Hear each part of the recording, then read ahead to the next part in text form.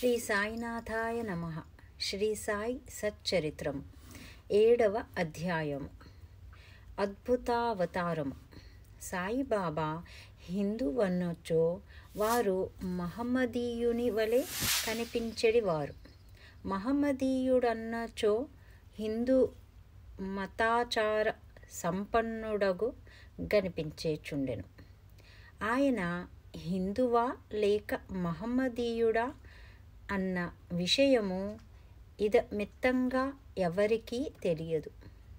బాబా శాస్త్రోక్తముగా హిందువుల శ్రీరామనవమి ఉత్సవము జరుపుచుండెను. అదే కాలమందు మహమ్మదీయుల చందనోత్సవము జరుపుటకు అనుమతించెను. ఈ ఉత్సవ సమయమందు కుస్తీ పోటీలను ప్రోత్సహించుచుండువారు. గెలిచిన వారికి మంచి బహుమతులిచ్చెడివారు. గోకులాష్టమి నాడు గోపాల్కలోత్సవము జరిపిచుండెడివారు. ఈదుల్ ఫితర్ పండుగ నాడు మహమ్మదీయులచే మసీదులో నమాజు చేయించెడివారు. మొహర్రం పండుగకు కొంతమంది మహమ్మదీయులు మసీదులో తాజియా లేదా తాబూతు నిలిపి కొన్ని దినములు దాని నచ్చట నుంచి పిమ్మట గ్రామములో ఊరేగించెదమనిరి. 4 దినముల వరకు మసీదులో తాబూతు నుంచుటకు బాబా సమ్మతించి 5వ నాడు నిస్సంకోచముగా దానిని తామే తీసివేసిరి.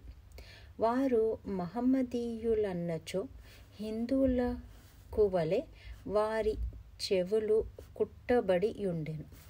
వారు హిందువులన్నచో సున్నతిని ప్రోత్సహించెడివారు. బాబా హిందువైనచో మసీదునందెలా ఉండును?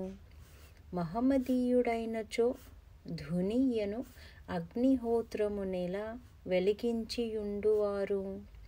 అదేయుగాక తిరుగలితో విసురుట, శంఖమూదుట, గంట వాయించుట, హోమము చేయుట, భజన, అన్న సంతర్పణ, అర్ఘ్యపాద్యాదులతో పూజలు మొదలగు మహమ్మదీయ మతమునకు అంగీకారము కాని విషయములు మసీదులో జరుగుచుండెను. వారు మహమ్మదీయులైనచో కర్మిష్ఠులగు సనాతనాచార పరాయణులైన బ్రాహ్మణులు వారి పాదములపై సాష్టాంగ నమస్కారములెట్లు చేయుచుండెడివారు? వారే తెగవారని అడుగబోయిన వారెల్లరూ వారిని సందర్శించిన వెంటనే మూగలగుచు పరవశించుచుండిరి. అందుచే సాయిబాబా హిందువో మహమ్మదీయుడో ఎవరునూ సరిగ్గా నిర్ణయించలేకుండిరి. ఇది ఒక వింత కాదు. ఎవరైతే సర్వమును త్యజించి భగవంతుని సర్వస్య శరణాగతి ఒనరించెదరో వారు దేవునితో నైక్యమై పోయెదరు. వారికి దేనితో సంబంధము గాని భేదభావము గాని ఉండదు. వారికి జాతి మతములతో ఎట్టి సంబంధము లేదు. సాయిబాబా అట్టివారు. వారికి జాతులందు వ్యక్తులందు భేదము కనిపించకుండెను. ఫకీరులతో కలిసి బాబా మత్స్య మాంసములు భుజించుచుండెను. వారి భోజన పళ్ళెములో కుక్కలు మూతి పెట్టినను సణుగువారు కారు. శ్రీ సాయి అవతారము విశిష్టమైనది, అద్భుతమైనది. నా పూర్వ సుకృతముచే వారి పాదముల చెంత కూర్చును భాగ్యము లభించినది. వారి సాంగత్యము లభించుట నా అదృష్టము. వారి సన్నిధిలో నాకు కలిగిన ఆనందోల్లాసములు చెప్పనలవి కానివి. సాయిబాబా నిజముగా శుద్ధానంద చైతన్యమూర్తులు. నేను వారి గొప్పతనమును, విశిష్టతను పూర్తిగా వర్ణించలేను. ఎవరు వారి పాదములను నమ్మెదరో వారికి ఆత్మానుసంధానము కలుగును. సన్యాసులు, సాధకులు, ముముక్షువులు తదితరులేక మంది సాయిబాబా వద్దకు వచ్చేడివారు. బాబా వారితో కలిసి నవ్వుచు సంభాషించుచు సంచరించుచున్నప్పటికీ వారి నాలుకపై అల్లా మాలిక్ అను మాట ఎప్పుడూ నాట్యమాడుచుండెడిది. వారికి వాద వివాదములు గాని చర్చలు గాని ఇష్టము లేదు. అప్పుడప్పుడు కోపము వహించినప్పటికీ వారెల్లప్పుడూ శాంతముగాను సంయమముతోనూ ఉండేడివారు. ఎల్లప్పుడూ పరిపూర్ణ వేదాంత తత్వమును బోధించుచుండువారు. ఆఖరు వరకు బాబా ఎవరో ఎవరికీ తెలియనే లేదు. వారు ప్రభువులను, భిక్షుకులను ఒకే రీతిగా ఆదరించిరి. అందరి అంత రంగములందు గల రహస్యములన్నీ బాబా ఎరిగేడి వారు. బాబా ఆ రహస్యములను వెలిబుచ్చగనే ఎందరూ ఆశ్చర్యమగ్నులగుచుండిరి. వారు సర్వజ్ఞులైనప్పటికీ ఏమీయూ తెలియని వాని వలె నటించుచుండిరి. సన్మానములన్నిచు వారికేమాత్రము ఇష్టము లేదు. సాయిబాబా నైజమట్టిది. మానవ దేహముతో సంచరించుచున్నప్పటికీ వారి చర్యలను బట్టి జూడ వారు సాక్షాత్తు భగవంతుడనియే చెప్పవలెను. వారిని జూచిన వారందరూ వారు షిరిడీలో వెలిసిన భగవంతుడనియే అనుకొనుచుండిరి. వట్టి మూర్ఖుడైన నేను బాబా మహిమల నెట్లు వర్ణించగలను? సాయిబాబా వైఖరి. షిరిడి గ్రామములో నున్న శని, గణపతి, పార్వతి, శంకర, గ్రామదేవత, మారుతి మొదలగు దేవాలయములన్నింటినీ తాత్యాపాటిలు ద్వారా బాబా మరమ్మత్తు చేయించెను. వారి దాన గుణము ఎన్నదగినది. దక్షిణ రూపముగా వసూలైన పైకమునంతయు ఒక్కొక్కరికి రోజుకొక్కంటికి 50 రూపాయలు, 20 రూపాయలు, 15 రూపాయల చొప్పున ఇచ్చవచ్చినట్లు పంచి పెట్టేడివారు. బాబాను దర్శించిన మాత్రమున ప్రజలు శుభములు పొందేవారు. రోగులు ఆరోగ్యవంతులగుచుండిరి. దుర్మార్గులు సన్మార్గులుగా మారుచుండిరి. కుష్టువారు కూడా రోగ విముక్తులగుచుండిరి. అనేకులకు కోరికలు నెరవేరుచుండెను. ఎటువంటి మందులు పసరులతో పని లేకుండగానే గ్రుడ్డివారికి దృష్టి వచ్చుచుండెను. కుంటివారికి కాళ్ళు వచ్చుచుండెను. అంతులేని బాబా గొప్పతనమును, సారమును ఎవ్వరును కనుగొనకుండిరి. వారి కీర్తి నలుమూలల వ్యాపించెను. అన్ని దేశముల నుండి భక్తులు షిరిడీకి తండోపతండములుగా రాసాగిరి.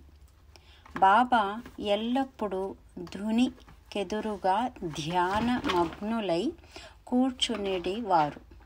ఒక్కొక్కప్పుడు మలమూత్ర విసర్జన కూడా అక్కడే చేసేవారు. ఒక్కొక్కప్పుడు స్నానము చేసేవారు, మరొక్కప్పుడు స్నానము లేకుండానే ఉండేవారు. తొలి దినములలో బాబా తెల్లటి తలపాగా, శుభ్రమైన ధోవతి చొక్కా ధరించేవారు. మొదటి రోజులలో వారు వైద్యం చేసేవారు. గ్రామములో రోగులను పరీక్షించి ఔషధము లిచ్చెడివారు. వారి చేతితో ఇచ్చిన మందులు అద్భుతముగా పని చేయుచుండెడివి. వారికి గొప్ప హకీం అని పేరు వచ్చెను. ఈ సందర్భమున ఒక ఆసక్తికరమైన సంఘటనను చెప్పవలెను. ఒక భక్తునికి కళ్ళు వాచి మిక్కిలి ఎర్రబడెను. షిరిడీలో వైద్యుడు దొరకలేదు. ఇతర భక్తులతనిని బాబా వద్దకు గొనిపోయిరి. సామాన్యముగా అట్టి రోగులకు అంజనములు, ఆవుపాలు, కర్పూరముతో చేసిన ఔషధములు వైద్యులు ఉపయోగించెదరు. కానీ బాబా చేసిన చికిత్స విలక్షణమైనది. నల్ల జీడి గింజలను నూరి 2 మాత్రలుగా చేసి ఒక్కొక్క కంటిలో ఒక్కొక్క దానిని పెట్టి గుడ్డతో కట్టిరి. మరుసటి దినము ఆ కట్లను విప్పి నీళ్లను ధారగా పోసిరి. కండ్లలోని పుసి తగి కంటి పాపలు తెల్లబడి శుభ్రమయ్యను. నల్ల జీడి పిక్కలను నూరి కండ్లలో పెట్టినను సున్నితమైన కళ్ళు మండనే లేదు. అటువంటి చిత్రములు అనేకములు గలవు. కానీ అందు ఇదొకటి మాత్రమే చెప్పబడినది. బాబా యోగ అభ్యాసములు. సాయిబాబాకు సకల యోగ ప్రక్రియలు తెలిసియుండెను. ధౌతి, ఖండయోగము, సమాధి ఉన్నగా షడ్విధ యోగ ప్రక్రియలందు బాబా ఆరితేరినవారు. అందులో 2 మాత్రమే ఇక్కడ వర్ణింపబడినవి. ధౌతి. మసీదుకు చాలా దూరమున ఒక మర్రి చెట్టు కలదు. అక్కడొక బావి కలదు. ప్రతి 3 రోజులకొకసారి బాబా ఇచ్చటకు పోయి ముఖ ప్రక్షాళనను, స్నానము చేయుచుండెను.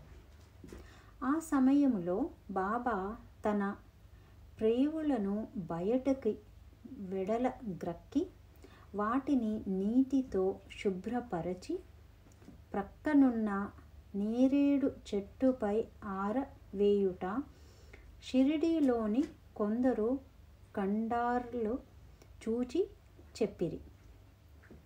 మామూలుగా ధౌతి అనగా 3 అంగుళముల వెడల్పు, 22.5 అడుగుల పొడవు గల గుడ్డను మ్రింగి కడుపులో అరగంట వరకు నుండనిచ్చి పిమ్మట తీసెదరు. కానీ బాబా చేసిన ధౌతి చాలా విశిష్టము, అసాధారణము అయినది. ఖండయోగము. బాబా తన శరీర అవయవములన్నీయూ వేరు చేసి మసీదునందు వేర్వేరు స్థలములలో విడిచిపెట్టువారు. ఒకనాడొక పెద్ద మనిషి మసీదుకు పోయి బాబా అవయవములు వేర్వేరు స్థలములందు పడియుండుట చూచి భయకంపితుడై బాబాను ఎవరో ఖూని చేసిరనుకొని గ్రామ మునసబు వద్దకు పోయి ఫిర్యాదు చేయ నిశ్చయించుకొనెను. కానీ మొట్టమొదట ఫిర్యాదు చేసిన వానికి ఆ విషయము గూర్చి కొంచెమైనా తెలిసి యుండునని తనని అనుమానించెదరని భయపడి ఊరుకొనెను. మరుసటి దినమతడు మసీదుకు పోగా బాబా ఎప్పటి వలె హాయిగా కూర్చుని యుండుట చూచి ఆశ్చర్యపడెను. ముంది దినము తాను చూచిన దంతయు భ్రాంతి అనుకొనెను. చిరుప్రాయము నుండి బాబా వివిధ యోగ ప్రక్రియలు చేయుచుండెను. వారి యోగ స్థితి ఎవరికిని అంతుబట్టనిది. రోగుల వద్ద నుంచి డబ్బు పుచ్చుకొనక ఉచితముగా చికిత్స చేయుచుండిరి. ఎందరో పేదలు వ్యాధార్థులు వారి అనుగ్రహము వల్ల స్వస్థత పొందిరి. నిస్వార్థముగా వారు చేయు సత్కార్యముల వల్లనే వారికి గొప్ప కీర్తి వచ్చెను. బాబా తన సొంతము కొరకు ఏమీయూ చేయక ఇతరుల మేలు కొరకే ఎల్లప్పుడూ పాటుపడేవారు. ఒక్కొక్కప్పుడు ఇతరుల వ్యాధిని తమపై వేసుకొని ఆ బాధను తామనుభవించేవారు. అటువంటి సంఘటన ఒకదానిని ఈ దిగువ పేర్కొందును. దీనిని బట్టి బాబా యొక్క సర్వజ్ఞత, దయాహృదయులు విదితమగును. బాబా సర్వంతర్యామిత్వము, కారుణ్యము. 1910వ సంవత్సరము ఘన త్రయోదశి నాడు, అనగా దీపావళి పండుగ ముందు రోజున బాబా ధుని వద్ద కూర్చుండి చలి కాచుకొనుచు ధునిలో కట్టెలు వేయుచుండెను. ధుని బాగుగా మండుచుండెను. కొంతసేపైన తరువాత హఠాత్తుగా కట్టెలకు మారు తన చేతిని ధునిలో పెట్టి నిశ్చలముగా ఉండిపోయిరి. మంటలకు చేయి కాలిపోయెను. మాధవుడనే ఒకరును, మాధవరావు దేశపాండేయు దీనిని చూచి వెంటనే బాబా వైపుకు పరుగిడిరి. మాధవరావు దేశపాండే బాబా నడుమును పట్టుకొని బలముగా వెనుకకు లాగెను. దేవా, ఇట్లెలా చేసితిరి అని బాబాని అడిగిరి. బాబా బాహ్యస్మృతి తెచ్చుకొని, ఇక్కడకు చాలా దూరములో ఒక కమ్మరి స్త్రీ తన బిడ్డను ఒడిలో నుంచుకొని కొలిమి ఊదుచుండెను. అంతలో ఆమె భర్త పిలిచెను. తన ఒడిలో బిడ్డ ఉన్న సంగతి మరచి ఆమె తొందరగా లేచెను. బిడ్డ మండుచున్న రక్షించితిని. నా చేయి కాలితే కాలినది, అది నాకంత బాధాకరము కాదు, కానీ బిడ్డ రక్షింపబడినను విషయము నాకు ఆనందము గలుగచేయుచున్నది అని జవాబిచ్చెను. కుష్ఠరోగ భక్తుని సేవ. బాబా చెయ్యి కాలెనను సంగతి మాధవరావు దేశపాండే ద్వారా తెలిసికొనిన నానాసాహెబు చాందోర్కరు వెంటనే బొంబాయి నుండి డాక్టర్ పరమానంద్ అను ప్రఖ్యాత వైద్యుని వెంటబెట్టుకొని వైద్య సామాగ్రితో సహా హుటాహుటిన షిరిడీ చేరెను. చికిత్స చేయుటకై డాక్టరుకు కాలిన తమ చేయి చాపమని బాబాను నానా కోరెను. బాబా అందుల కొప్పుకొనలేదు. చేయి కాలిన గాయత్తు భాగోజీ షిండే అను కుష్ఠరోగి ఏదో ఆకు వేసి కట్టెడివాడు. నానా ఎంత వేడినను బాబా డాక్టరు గారిచే చికిత్స పొందుటకు సమ్మతింపలేదు. డాక్టర్ గారు కూడా అనేకసార్లు వేడుకొనిరి. అల్లాయే తన వైద్యుడని, తనకు మాత్రమే బాధ లేదని చెప్పుచు ఎటులో డాక్టరుచే చికిత్స చేయించుకొనుటను దాటవేయుచుండెను. అందుచే డాక్టరు మందుల పెట్టె మూత అయిన తెరవకుండగానే బొంబాయి తిరిగి వెళ్ళిపోయెను. కానీ అతనికి ఈ మిషతో బాబా దర్శన భాగ్యము లభించెను. ప్రతిరోజు భాగోజీ వచ్చి బాబా చేతికి కట్టుచుండెను. కొన్ని దినముల తరువాత గాయము మానిపోయెను. అందరూ సంతోషించిరి. అప్పటికి ఇంకా ఏమైనా నొప్పి మిగిలి ఉండినదాయని సంగతి ఎవరికీ తెలియదు. కానీ ప్రతిరోజు ఉదయము భాగోజీ పట్టీలను విప్పి బాబా చేతిని నేతితో తోమి తిరిగి కట్లను కట్టుచుండెడివాడు. బాబా మహాసమాధి వరకు ఇది జరుగుచునేయుండెను. మహాసిద్ధ పురుషుడైన బాబాకిదంతయు నిజానికి అవసరము లేనప్పటికీ తన భక్తుడైన భాగోజీ యందుగల ప్రేమచే అతడు నర్చు ఉపాసనను గైకొనెను. బాబా లేండీకి పోవునప్పుడు భాగోజీ బాబా తలపై గొడుగు పట్టుకొని వెంట నడిచెడివాడు.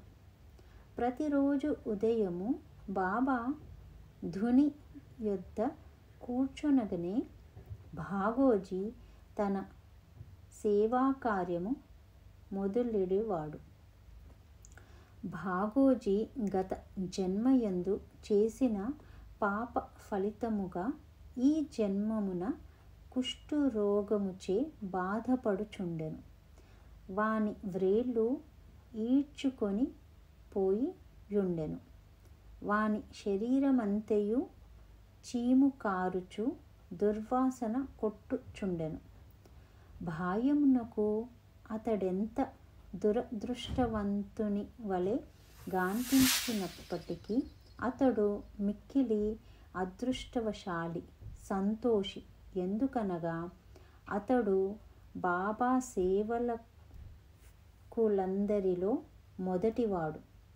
బాబా సహవాసము పూర్తిగా అనుభవించినవాడు. కాపర్ డే కుమారుని ప్లేగు వ్యాధి. బాబా విచిత్ర లీలలలో ఇంకొక దానిని వర్ణించెదను. అమరావతి నివాసియగు దాదాసాహెబు కాపర్ డే భార్య తన చిన్న కొడుకుతో కలిసి షిరిడీలో కొన్ని దినములుండెను. ఒకనాడు కాపర్ డే కుమారునికి తీవ్ర జ్వరము వచ్చెను. అది ప్లేగు జ్వరము క్రింద మారెను. తల్లి మిక్కిలి భయపడెను. షిరిడి విడిచి అమరావతి పోవలెననుకొని సాయంకాలము బాబా బూటివాడ వద్దకు వచ్చుచున్నప్పుడు వారిని సెలవు అడుగబోయెను. గద్గద్గద్ కంఠముతో తన చిన్న కొడుకు ప్లేగుతో పడియున్నాడని బాబాకు చెప్పెను. బాబా ఆమెతో దయతో మృదువుగా నిట్లనెను. ప్రస్తుతము ఆకాశము మబ్బు పట్టి యున్నది. కొద్దిసేపటిలో మబ్బులన్నీయు చెదిరిపోయి ఆకాశము నిర్మలమగును. అట్లనుచు బాబా కఫ్నీని పైకెత్తి చంకలో కోడి గ్రుడ్లతో మానము గల 4 ప్లేగు పొక్కులను చూపుచు, నా భక్తుల కొరకు నేనెట్లు బాధపడేదనో చూడుము, వారి కష్టములన్నీయు నావే. ఈ మహాద్భుతము లీలలను చూచిన జనులకు మహాత్ములు తమ భక్తుల బాధలు తామెట్లు స్వీకరింతురో అను విషయము స్పష్టమయ్యెను. మహాత్ముల మనస్సు కన్నా మెత్తనైనది, వెన్నెవలే మృదువైనది. వారు భక్తులను ప్రత్యుపకారమేమియు ఆశించక ప్రేమించెదరు. భక్తులనే తమ స్వజనులుగా భావించెదరు. బాబా పండరీ ప్రయాణము. సాయిబాబా తన భక్తులనెట్లు ప్రేమించుచుండెనో, వారి కోరికలను అవసరములనెట్లు గ్రహించుచుండెనో అను కథను చెప్పి ఈ అధ్యాయమును ముగించెదను. నానాసాహెబు చాందోర్కరు బాబాకు గొప్ప భక్తుడు.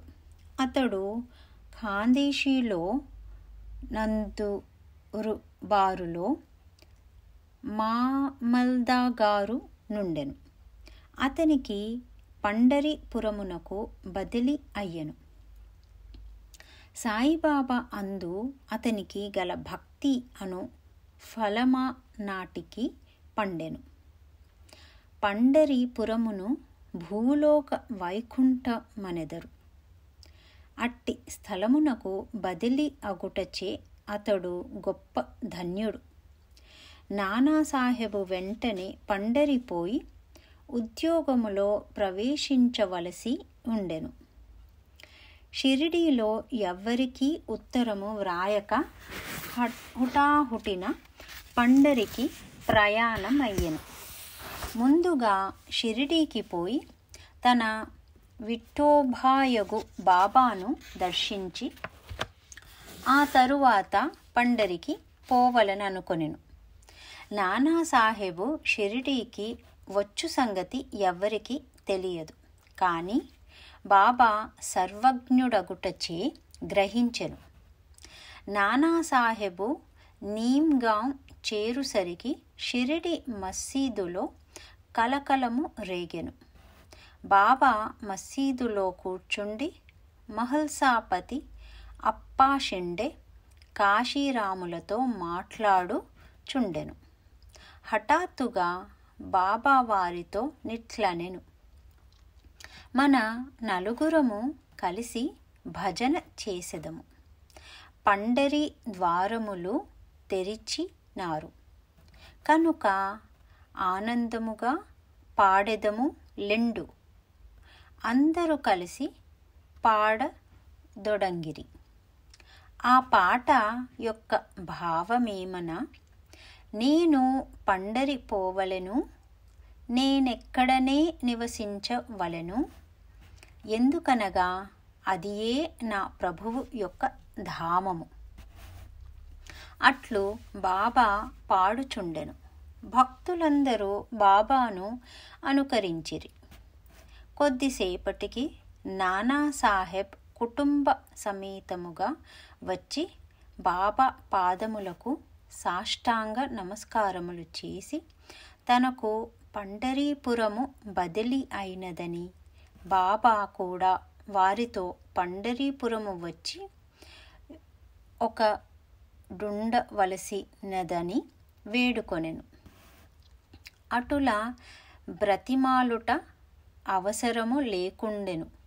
ఏలన బాబా అప్పటికే పండరి పోవలెను, అచ్చట నుండవలెనను భావమును వెళ్ళి బుచ్చుచుండెనని తక్కిన భక్తులు చెప్పిరి.